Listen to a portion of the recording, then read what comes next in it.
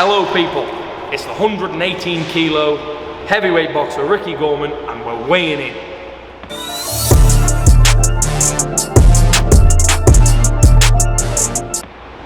Yes, weighing in. Ricky, it's a pleasure to have you on the channel for the first time. How are you, man?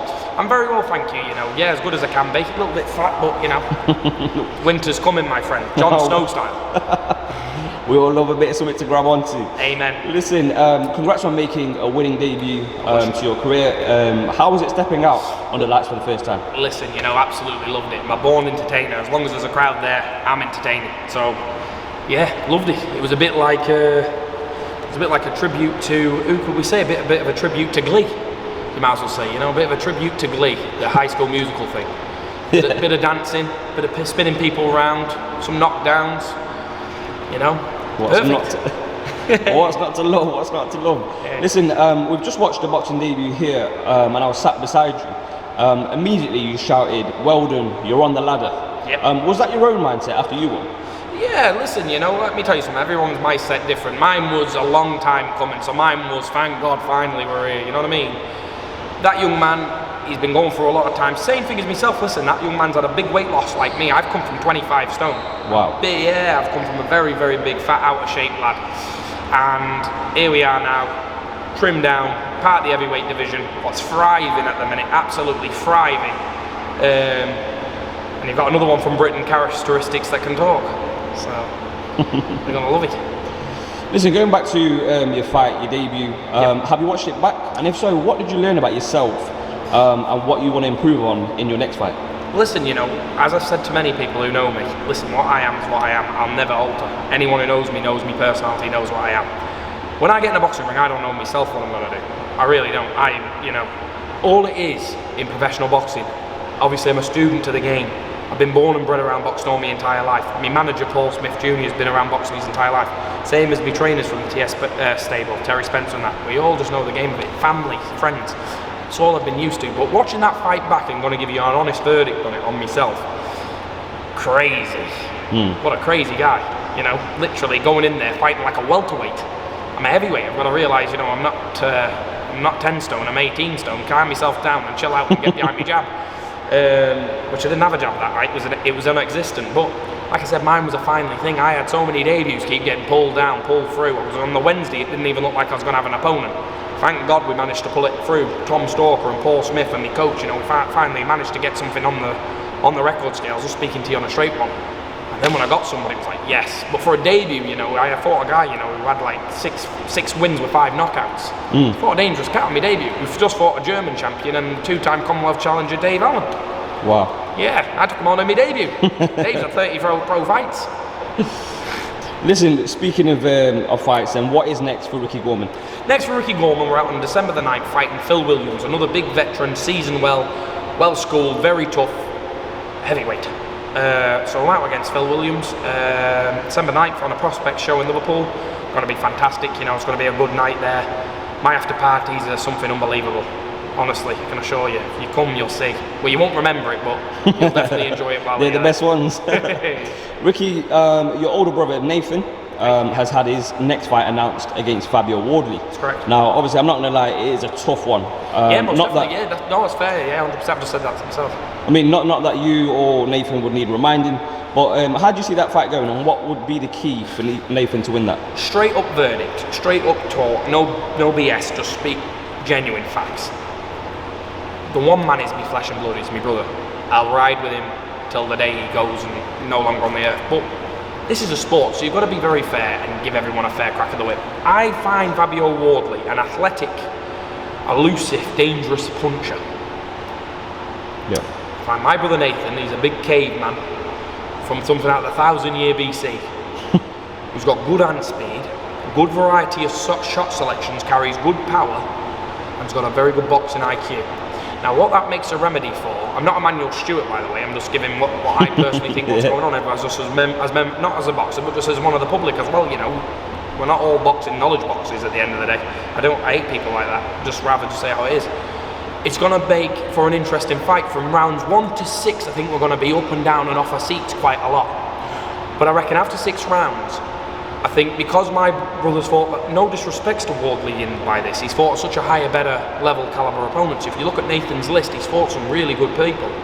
Kevin Johnson, Razvan Kajanu, Sean Turner, Daniel Dubois, Richard Larty, the list goes on and on. He's fought some good kids. Mohammed Saltby, 13-0. He's beat undefeated fellas before.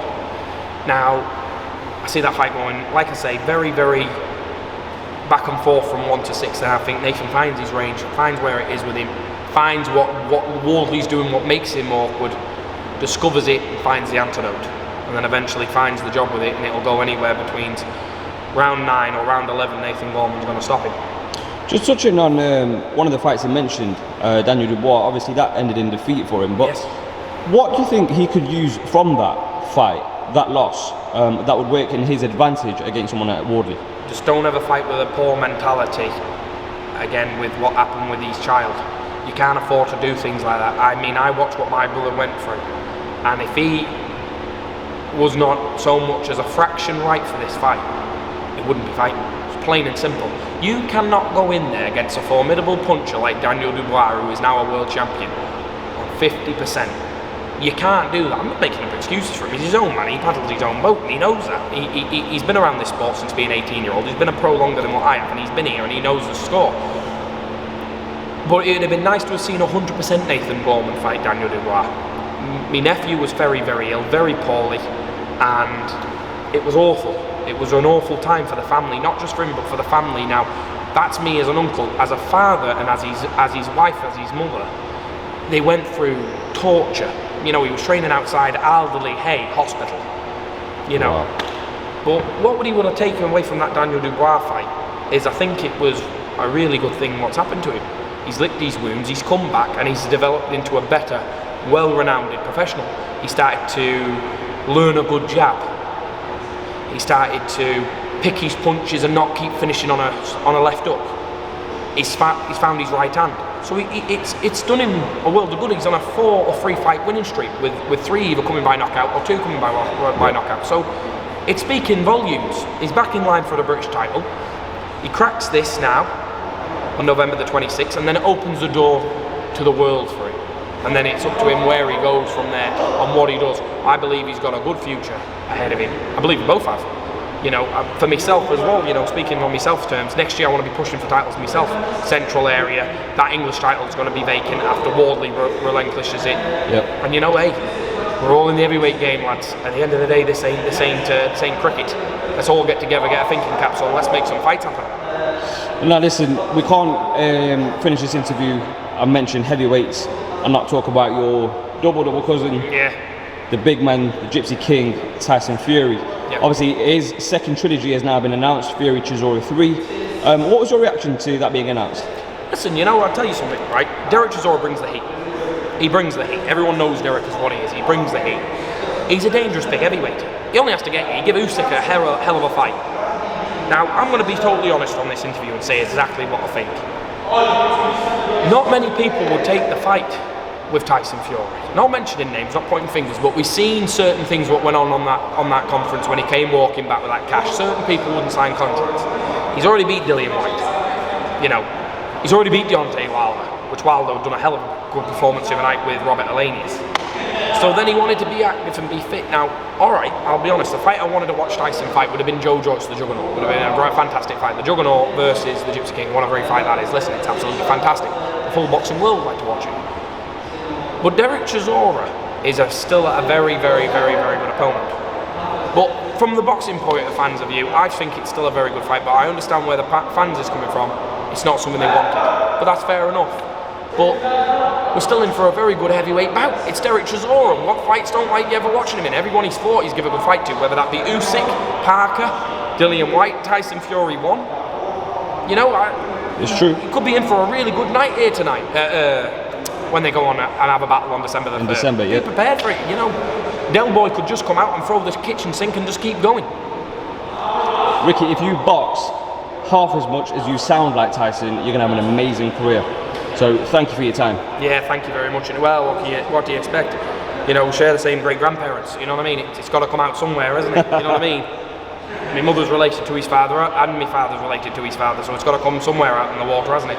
We all sound the same as people. It's not just me, mate. You can go and speak to any of my cousins. We all sound identical. You get a load of us in a room, we're all the same thing as one another. It's not just me, I can assure you. But we love it. We love it. But to any young man making his debut or coming through the ranks and thinking about turning professional, stick in hard, train hard, eat well, rest well, and above all, sacrifice.